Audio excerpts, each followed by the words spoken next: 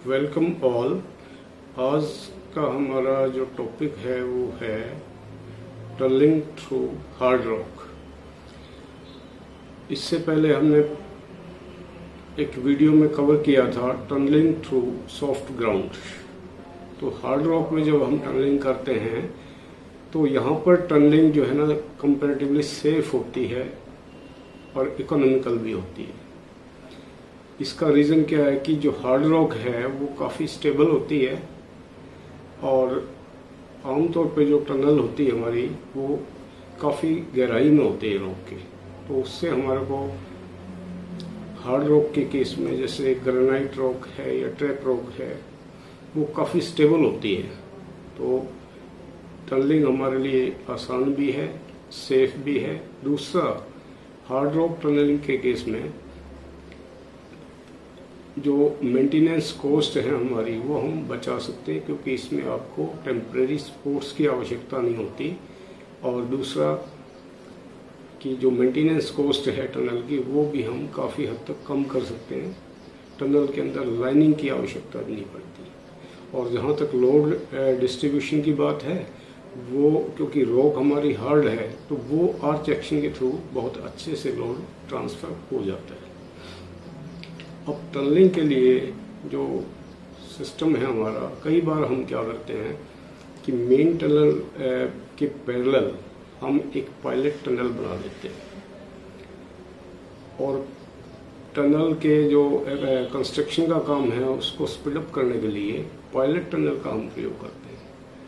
अब pilot tunnel को हम मेन टनल से जोड़ देते हैं बाय मेकिंग क्रॉस टनल्स, और क्रॉस टनल्स के थ्रू हम जो मेन टनल की अलाइनमेंट है उस पर अपने फेसिंग हम क्रिएट कर सकते हैं ड्रिल करने के लिए।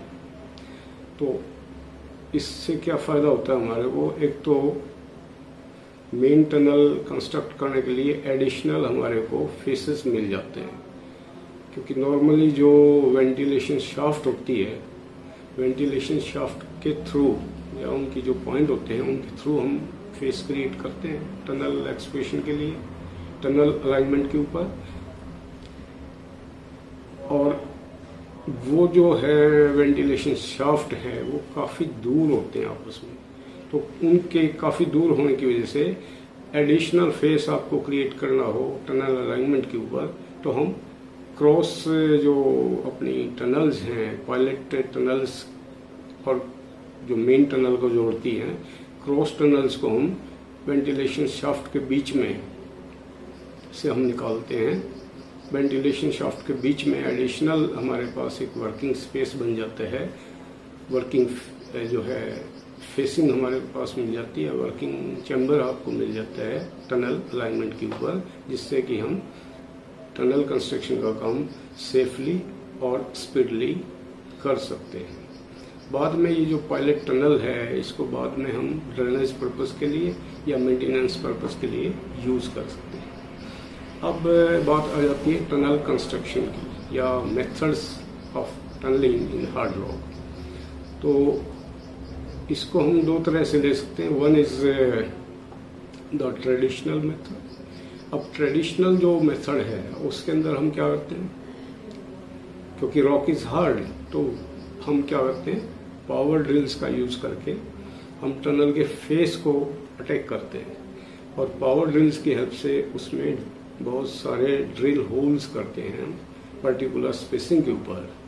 ड्रिल होल जब हो जाते हैं तो उसके बाद उसमें रॉक निकालने से पहले हम क्या करेंगे, उसके अंदर एक्सप्लोजिव हम फीड करते हैं, लोड करते हैं। एक्सप्लोजिव्स जब सारे ड्रिल होल्स में एक्सप्लोजिव भर देते हैं हम, उसके बाद हम वुडन टूल्स के हेल्प से उनको अच्छे से कंपैक्ट करते हैं एक्सप्लोजिव्स को। टैंपिंग बोलते हैं इसको।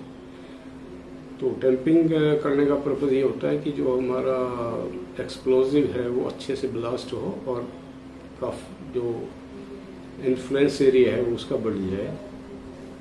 तो अब सारे जितने ड्रिल होल्स हैं लोडिंग के बाद हम उनको सेफ्टी वायर से जोड़ देते हैं और अगला स्टेप के अंदर हम उनको ब्लास्ट करते हैं। तो ब्लास्ट भी हम कंट्रोल करते हैं। तो ये सारे ऑपरेशन करने से पहले आपको जो रॉक स्ट्रेटा है, वो जो हम टनल इन्वेस्टिगेशन करते हैं उस दौरान जो रॉक स्ट्रेटा की इन्वेस्टिगेशन करते हैं वो बड़ी इम्पोर्टेंट होती है। उसके हिसाब से हम उसके अंदर ड्रिल होल्स हैं या कौन सा एक्सप्लोजिव यूज़ करना है, कितना कैसे आपको ब्लास्ट करना है, वो बहुत सारे ऑपरेशंस प्लान करने में हेल्प मिलती है हमारे को। अब कौन सा उसके अंदर हम मेथड यूज़ करेंगे या किस तरह से हम टनलिंग करेंगे, वो डिपेंड करता है कि आपका जो टनल है उसका क्या साइज है, क्या उसकी शेप है, कितनी लेंथ है या कितनी आपको उसके अंदर मशीनरी है, कितनी लंबी चौड़ी मशीनरी चाहिए, स्ट्रेटा आपका किस टाइप का। इन सारे फैक्टर्स को ध्यान में रखते हुए हम आगे अपनी प्लानिंग करते हैं टनल कंस्ट्रक्शन के लिए। तो ट्रेडिशनल मेथड के अंदर कई तरह से हम ये सारा काम करते हैं। जब हमारा ब्लास्टिंग हो जाता है, ब्लास्टिंग के बाद हम नेक्स्ट ऑपरेशन हमारा रहता है स्कालिंग का।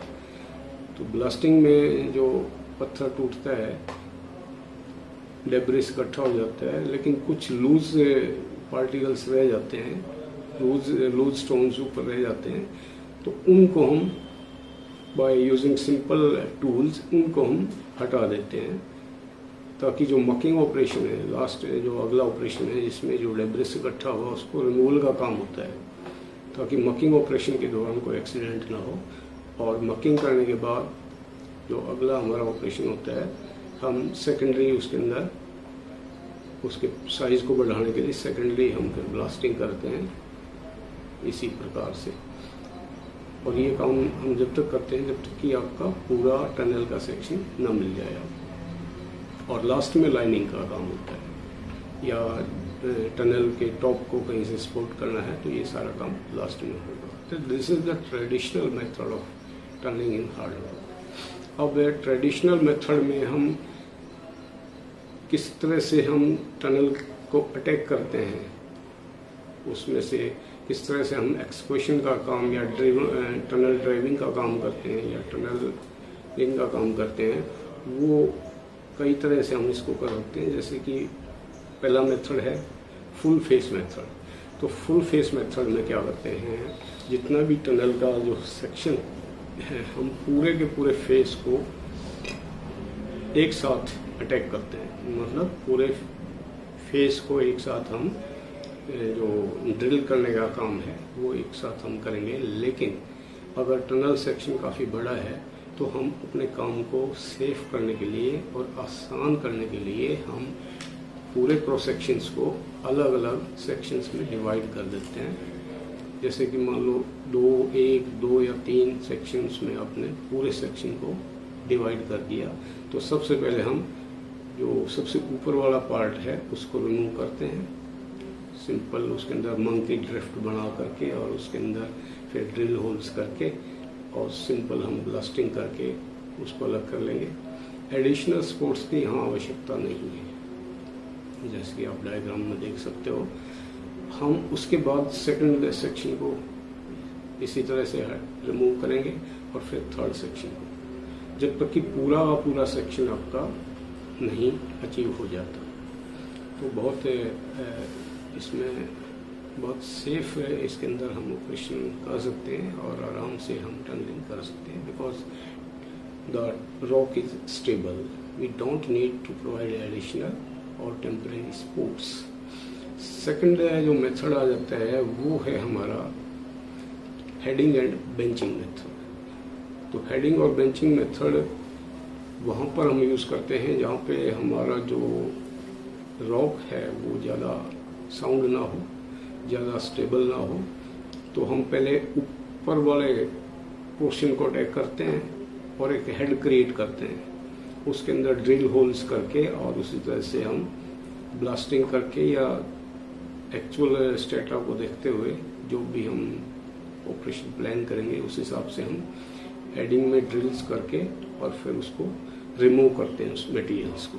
और वो मटेरियल निचले पोर्शन पे गिरेगा तो निचले वाला पोर्शन जो है that will support the debris material.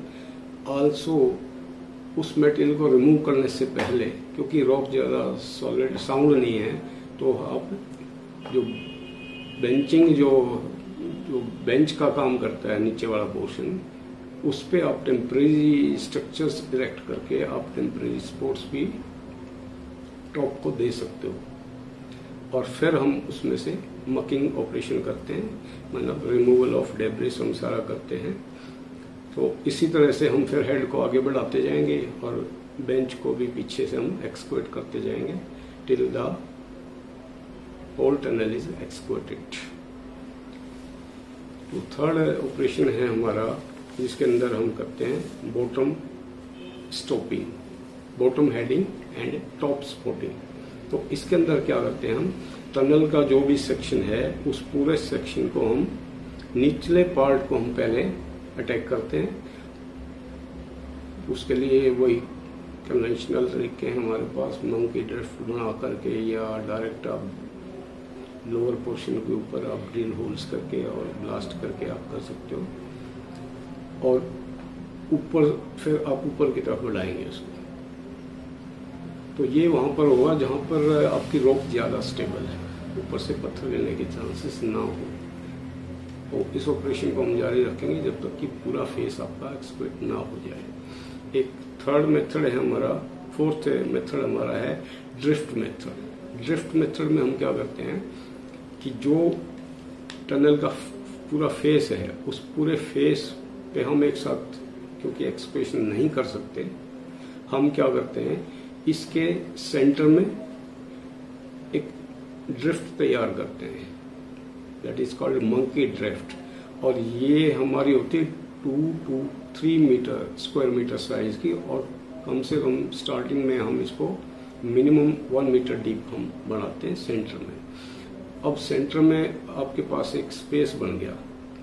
अब काम क्या है, आपको पूरा फेस आप जो है ना एक्सक्वेट करना है। तो हम उस मंकी ड्रिफ्ट के थ्रू बहुत सारे चारों तरफ उसमें ड्रिल्स होल करेंगे, उसी तरह ड्रिल्स बनाएंगे और उन्हें ब्लास्टिंग करेंगे। और ब्लास्टिंग करने के बाद हम उनको इसके साइज को हम बढ़ाते चले जाएंगे। तो ये जो हमारे ड्रिफ्ट है, ये कई बार जो लूज ऊपर रॉक जोन होता है उसको कहीं कहीं बीच में सपोर्ट करने के लिए भी एक प्लेटफॉर्म हमारे को प्रोवाइड करती है। तो इस तरह से हम चारों तरफ ड्रिल होल्स करके और चारों तरफ जो मंकी ड्रिफ्ट का साइज है बढ़ाते जाएंगे till we achieve the full section of the tunnel. इसी तरह से फिर एक और मेथड है जिसको हम बोलते हैं वॉल प्लेट ड्रिफ्ट। तो वॉल प्लेट जो ड्रिफ्ट है वो उस केस में यूज करते हैं जहाँ पे हमारा जो रॉक है वो ज़्यादा साउंड ना हो, ज़्यादा स्टेबल ना हो। तो उस केस में हम टॉप रिब्स को सपोर्ट करने के लिए बड़ी बड़ी वॉल प्लेट यूज करते हैं। सफिशिएंट लंबाई भी हो जिनकी, उनसे हम टॉप रिब्स को सपोर्ट कर देते हैं और वहाँ पर ये मेथड यूजफुल होता है। इसके अलावा दो और मेथड है हमारे पास। One is side drift method. इसके अंदर हम सेंट्रल ड्रिफ्ट की बजाय हम साइड्स में ड्रिफ्ट बना करके, और जो खासकर जो बड़ी टनल्स होती हैं उसमें इनको हम यूज करते हैं कि टनल्स को हम साइड्स ड्रिफ्ट के थ्रू हम एक्सक्वेट करते हैं। एक ड्रिफ्ट भी, दो भी, तीन भी, अलग अलग लोकेशन पर साइड्स में एक्चुअल जो सिचुएशन है उसके हिसाब से हम साइड में ड्रिफ्ट बनाकर और फिर हम पूरे फेस को टनलिंग या एक्सक्वेशन का काम करते हैं इसके अंदर। या फिर हम मल्टीपल ड्रिफ्ट मेथड भी कर सकते हैं। इसमें सेंट्रल ड्रिफ्ट और साइड ड्रिफ्ट एक साथ बना करके और हम पूरे फेस के ऊपर अटैक करते हैं। और ये खासकर उस केस में ज़्यादा यूजफुल है जहाँ पर रॉक टनल की जगह में, टनल के लोकेशन पे फॉल्टी रॉक जोन हो, तो वहाँ पर हम ये मेथड ज़्यादा बेटर ढंग से कर सकते हैं। आज के वीडियो में इतना ही। जल्दी ही मिलेंगे आपको अपनी नेक्स्ट वीडियो में जिसमें हम ऑपरेशंस इन्वॉल्व इन टनलिंग को कवर करेंगे। Thanks all.